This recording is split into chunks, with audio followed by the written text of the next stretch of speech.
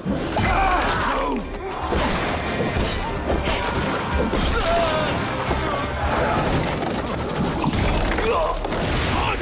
everyone, welcome to the Ubisoft Forward post show. My name is Yusuf McGeed, and this is Assassin's Creed Valhalla. We're going to take a deep dive into about 30 minutes of gameplay, and we're joined by a very special guest here. Hey everyone, this is Philippe Bergeron, otherwise known as Fizz. I am the quest director on Assassin's Creed Valhalla. So Fizz, we're setting up here for what looks like an epic encounter. Tell us exactly what's going on here. Yeah, so here we're midway through the quest that we're showing for UB Forward. Here we're looking at the assault of Berg Castle. So these are big moments that usually sort of culminate at the end of the story. And so here Eivor, our Viking raider, is taking a group of raiders and Fyrds into Berg Castle to go and take down Rued and his clan. So who exactly is Rued, and why does Eivor sort of want to pick a fight with him? Basically, Rued comes into play about halfway through this story arc, where at the beginning of the arc, this is something that happens before, Rued basically caused a lot of turmoil within the territory, and Oswald, who's the sort of elderman to inherit this territory, needs your help to take him down. Oswald having just been defeated in a previous quest, and so here this is revenge, but also accomplishing your ultimate goal. So Fizz, as you're talking, we're seeing some of the combat of Valhalla. Can you tell us a little bit about the changes to combat this time around? We wanted to basically add a lot of new mechanics to it. So we added like some dual wielding for the player, like a stun system in there. And we really needed to do this to sort of portray that sort of the brutality that comes with being a Viking in this day and age. So it sort of fits into that, the time and the character.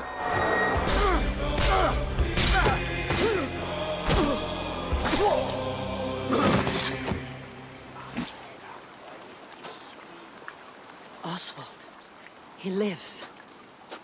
Oswald lives! Eivor, is that you? Shut your ass, twig spine. Here, Eivor has taken her entire army through the assault, and finally it's revealed that our Elderman, our ally, Oswald, is still alive, and Rued has him captive. So this is what it comes to, Wolfkist? Two Danes fighting over a filthy Saxon whoreson? If this swine is your prize, come and get him! So now that we've seen that Oswald is alive, we have Rued within our sights. What's the next step here? So the next move for Eivor is to finally face off against Rued. She has her allies, they can take care of the rest of the army. Now it's time to go one-on-one against Rued in one of our boss battles, actually. Your battle is not yet won, Oswald. And it's worth pointing out, actually, that here what we're showing is the player going and facing off against Rued aggressively, but we tend to always have to support a 360-degree approach in these things. So the player could have approached this a little bit more stealthily and gotten at least like a good critical hit on either Rued or his wolf, and so you can play this a little bit more strategically if that's your playstyle. So we're not only fighting Rued here, but also his pet wolf, right? One of my preferred strategies is to eliminate the wolf first, just focus fire on him. It takes at least one opponent out of the combat. Now Rued will have extra abilities that come into play if you do eliminate his wolf, but I think having one opponent less in the battlefield makes for a good strategy in the whole.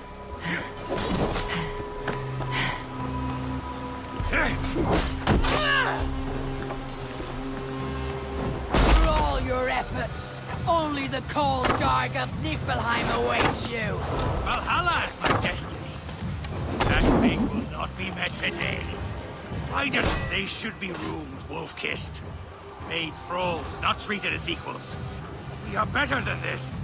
Than all of them. Do not drag me down to the sewage you wallow in. Why does a Dane fight tooth and nail for a Saxon?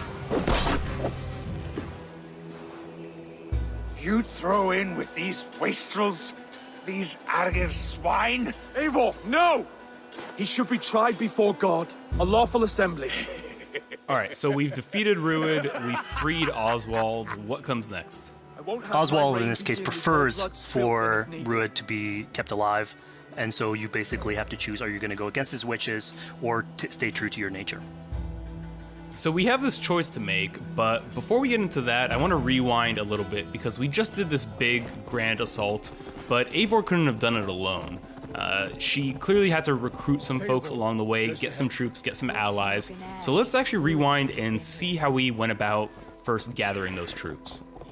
Right. So when coming up to an assault, it's a game of numbers. Eivor can go into pretty much any location and be a stealthy Viking, eliminating some of the assets, which ultimately would be a strategy. You can do that, and you'll have some of the ingredients or of the assets there that will have been sabotaged, but you still need an army. So here what we're seeing is Eivor going around the countryside and raising what we call a fyrd, which is the men and the women of the territory who come up and fight in the name of a king. So here Eivor is going around and trying to convince people to fight in the name of Oswald to finally take down the oppressor that is Rued. Defending East Anglia, defending you. Will you not do the same? What? Die in defense of a lost cause? Yeah, so she's really using like the image and like the leadership that Oswald had, what he meant to the people in his name. She's going to recruit these people. Pretty words, Dane. But the men of Theovard have their own battles to fight. So we're told by this Reeve that there are troops, there are allies that he could add to our cause, but first we sort of need to do him a favor, is that right? Yeah, so obviously these people have been run down by Rued and the impact he's had on the territory, so I think a lot of these people have sort of lost hope. And so you need to show them that there is hope. And so here Eivor is basically helping them take back one of their prized locations by taking a couple men and raiding a nearby township, basically taking it back for the people and showing that there's a reason to continue fighting and then get them on your side.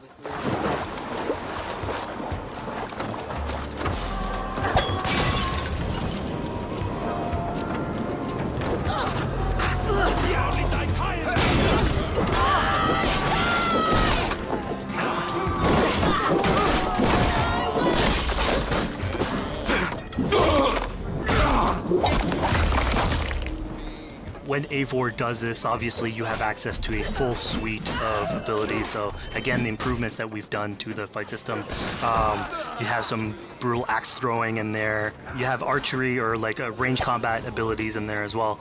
So really, again, like depending on what your playstyle is, you can customize your loadout and go in there how you wish.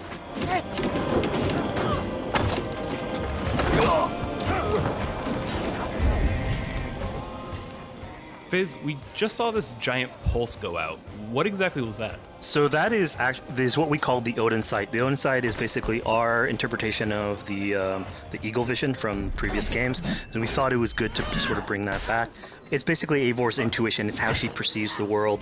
When player uses that, it'll highlight basically interactive objects, like things that will bring her an advantage. So we'll have arrows, like health consumables that are in there. So it really is like a good way of sort of understanding the world and showing you like things that you can go and touch. Yeah, I mean, speaking of things we can touch, we just picked up this awesome new weapon. It's something we wanted to play with on Assassin's Creed Valhalla, where we have fewer weapons in the game, but you can invest in them more, so they become your weapon. And so depending on what your preferred playstyle is or your preferred weapon type, then you can go and choose, I'm gonna fight with this weapon and invest heavily into that. Not only are we looting weapons, but we see something here called the Book of Knowledge. Can you tell us a little bit more about that? They unlock skills for the player. So here you can see the Valkyrie dive that has just been unlocked. We have these spread out throughout the world, so again, to promote exploration and discovery. As you travel through the world and you explore locations, you can find these books that will add abilities that you can go and invest in, put into your loadout, then go into the different locations with the different quests in the game and use those depending on what your playstyle is. Now we've recaptured this village, we've secured more troops for our assault. Let's jump back now and figure out what we want to do with Rued. The rightful king of East Anglia has spared your life today, and so it will be.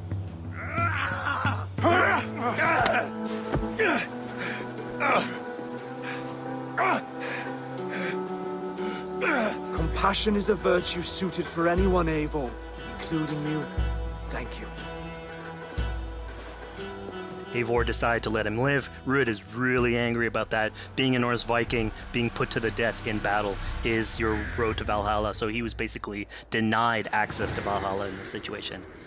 Obviously, all of these decisions come into play later on in the game, so we have very difficult decisions for the player to make. We didn't want to have easy decisions.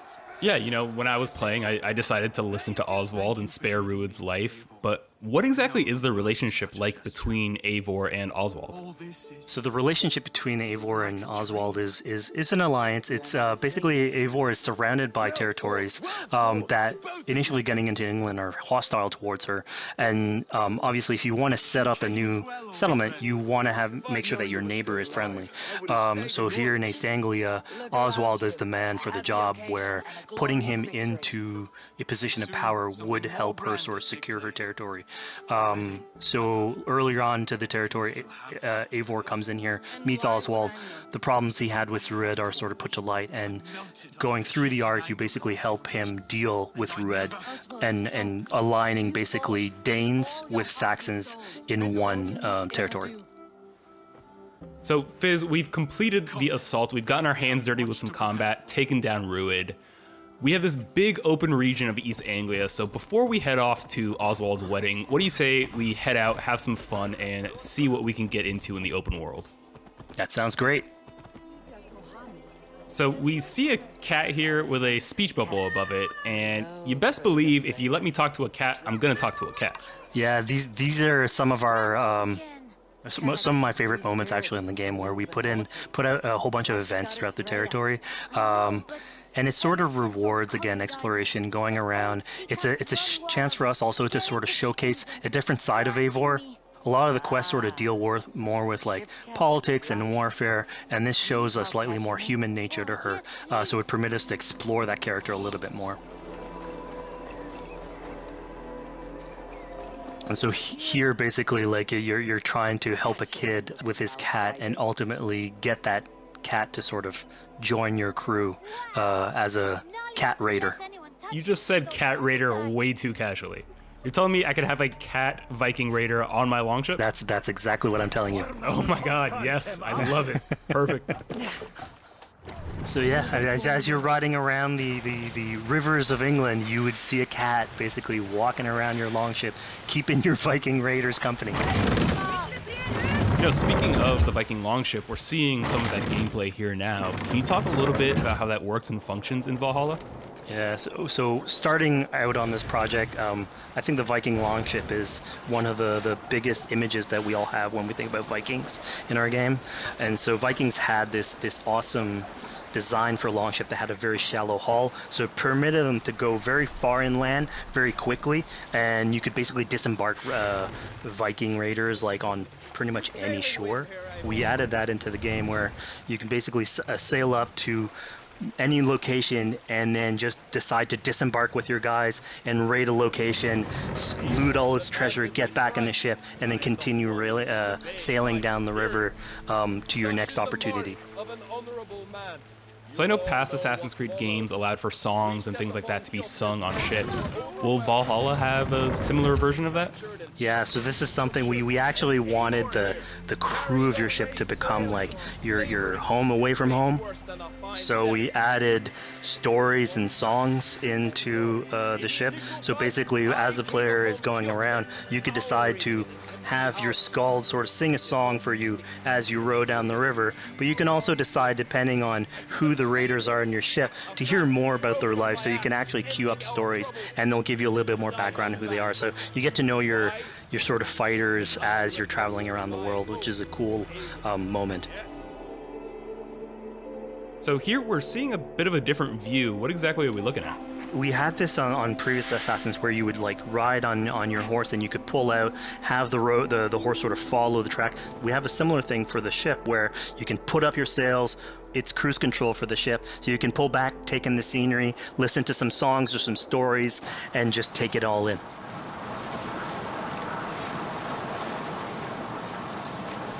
So, you know, speaking of Viking songs, we have an activity here that's not exactly singing, but kind of related, right? Yeah, so here what we have is what we call flighting, which was an activity that Norse people would partake in. They would like to have a battle of wits and sort of poetry where insults would be thrown back and forth between each other. The idea was to try and have a good insult, but also to have a good rhythm and a good rhyme in there. So it's basically a precursor to rap battles. Here's the silver. Now begin. To all those whom I speak, they say Eivor's a clod. Then you're speaking to fools and their knowledge is flawed. Well, How exactly do you go about being successful in one of these?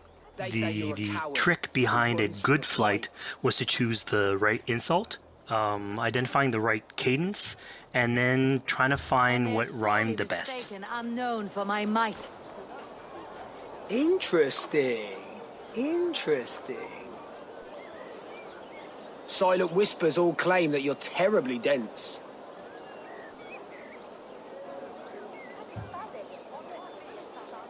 Then you've clearly misheard them. My wit is immense.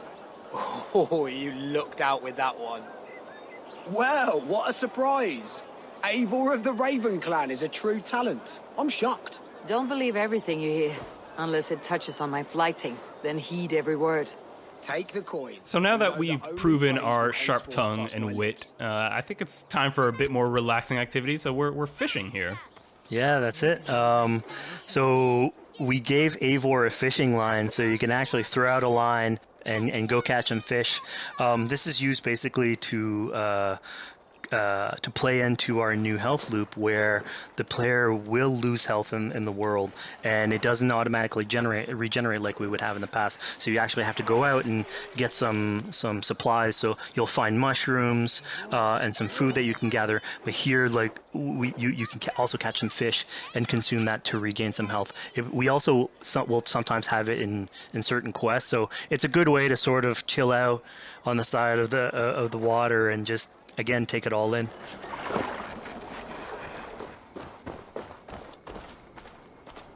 So this is what we call one of our offering altars. So the idea is that you find these around the world and you make offerings to it. So it'll take like animal parts and stuff that you can find throughout the world. Here what you're seeing though is sort of like a fancy version of it, where as you do your offering you get interrupted by some kids that basically come and steal your stuff. So it's just a way for us to sort of showcase that like the systems and the activities in the world can sort of play in with some quests and some little events. So it's our way to sort of dress up these moments and make it all fit inside the whole experience. Yeah, this seemed like a really sort of unexpected turn for what I thought was going to be kind of a simple interaction.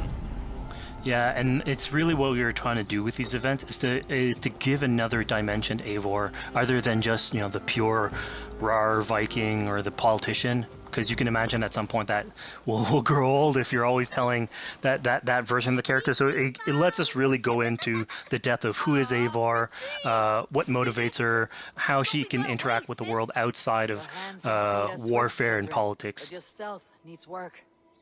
We were close. And it also showcases like a different What we took, traveler. facet of the world at the same time. It's not only Eivor. So it just widens the breadth of the stories that we can tell. So who exactly are these two children? These are kids of East Anglia. They are going through tough times with whatever Rued's been doing to the territory. And so they're just here trying to survive and basically exploit the people that are there to make offerings. It was kind of nice to see that Eivor wasn't really necessarily upset at them for stealing, and after you talk to them, you have the choice of helping them. You can give them food, give them some money, or maybe just say, hey, good luck, on your way.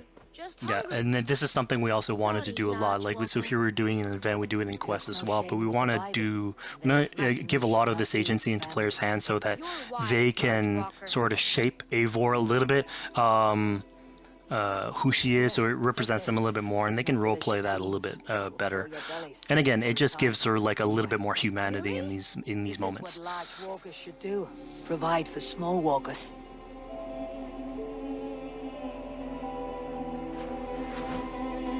Here, large walker. A necklace? Yes, it's a St. Martin seal.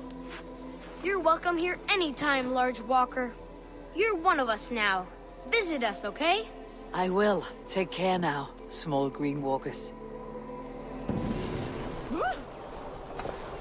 So I think AC veterans might recognize this here, but what exactly is Eivor chasing down?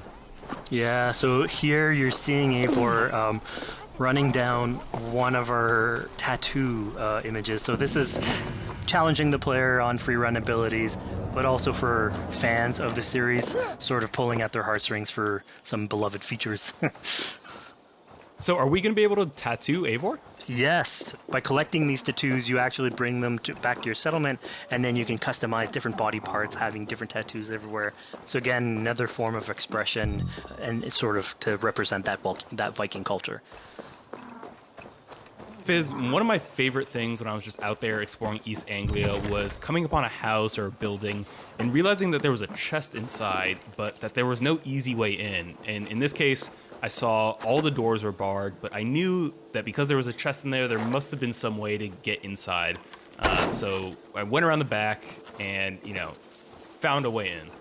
Yeah, I'm glad you actually caught on to that. You're pointing at something that we wanted to work on a lot on Valhalla, where we wanted the exploration to make you feel smarter. So we played a lot with puzzle solving, so making sure that every house that you find sort of appeals to you, like it draws your attention, and then when you want to come and explore, it's not given to you. You still have to work for it a little bit, so it'll challenge you on your observation skills, logic, just trying to find how do I get into this. So we play a lot with level design, quest design to offer challenges to players, and you basically come out of it like with a better feeling for the exploration, but you also get to see more of a story behind any of these locations, which we've crafted. So it gave us a little bit more time to sort of slow down the experience and tell a different version of a story.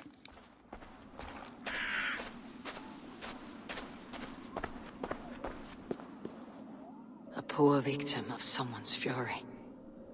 Yeah, I mean, speaking about exploration and just finding things out in the world, I was just wandering and came across this clearing and found this kind of morbid altar. Yeah, so this is one of our bigger events that we have scattered in the world. So as Eivor explores, she can find altars like this, and by interacting with them, here it's a trap that's been set by this character named Regan. Now, there's a bigger story behind all this. There's multiple steps to it later on. So this is one of the moments.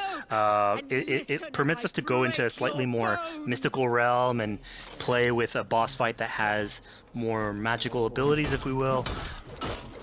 And basically have this awesome boss fight in the middle of the swamps. And so here the abilities that you see Reagan using are a little bit on the mystical side of things. What's happening is Eivor at the beginning in that trap is poisoned, and so she starts sort of hallucinating, seeing the world in a sort of different light and filter. And so that's sort of what lets us go into the realm of the weird. My rage, spirit of my father's rage, fill me!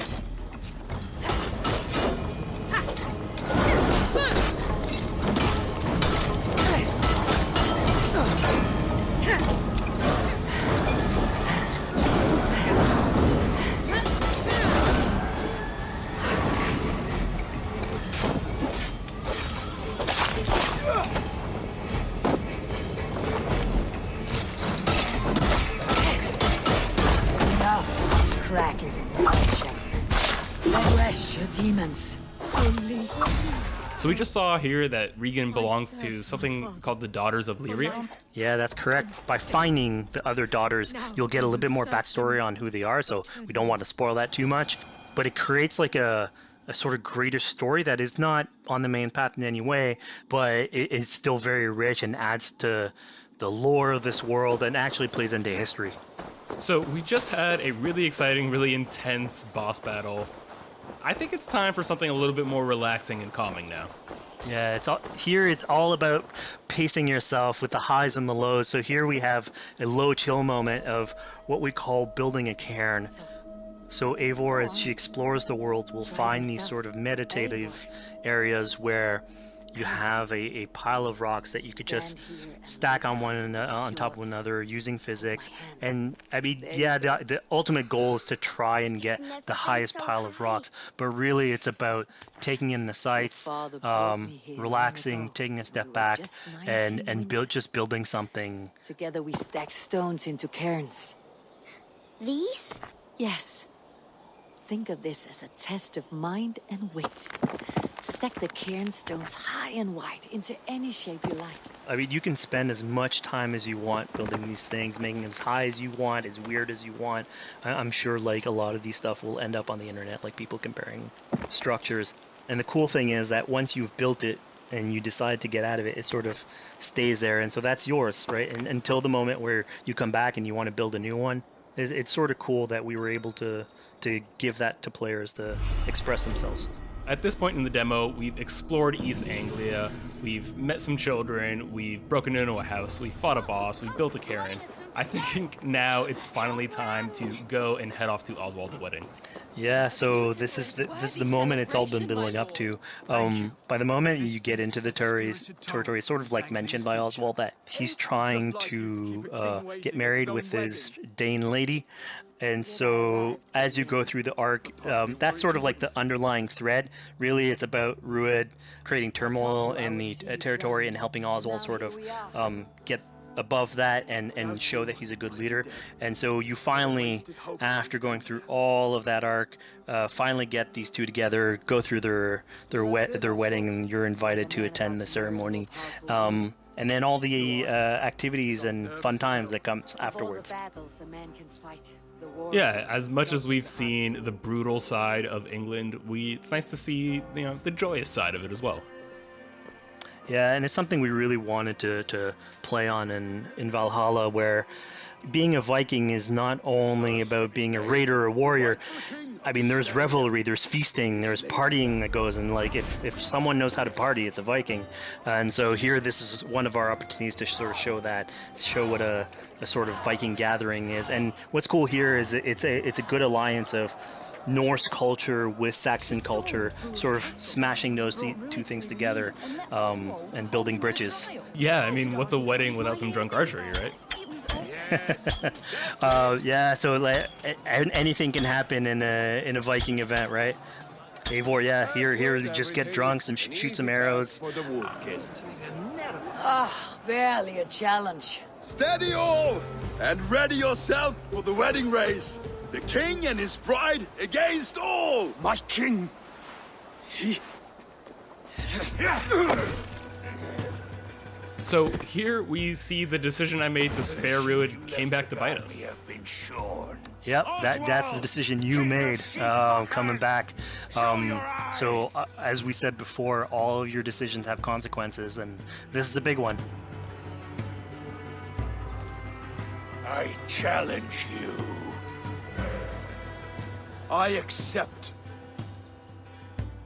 You're basically presented with the option to sort of step in for Oswald, fight the fight for him, or let him go and fight his own fight. Yeah, personally, I chose to fight myself because I thought Eivor is the type of person who likes to finish what she started. Plank by plank, and a dead king cannot keep his oaths. Let me finish this. Oswald, you gutless Arya swine! I'll slay the wolf-kissed, then hang you with your own tongue. How does this encounter with Rued differ from our previous fight with him? So at this point, you've eliminated his wolf, so it's just him. And so he's angry at this point, and so he will start using his big gun abilities like fairly earlier on in the fight. So it's way more vicious, way faster. There's less strategy. He goes literally swords blazing at you. And so this is a fight to the death.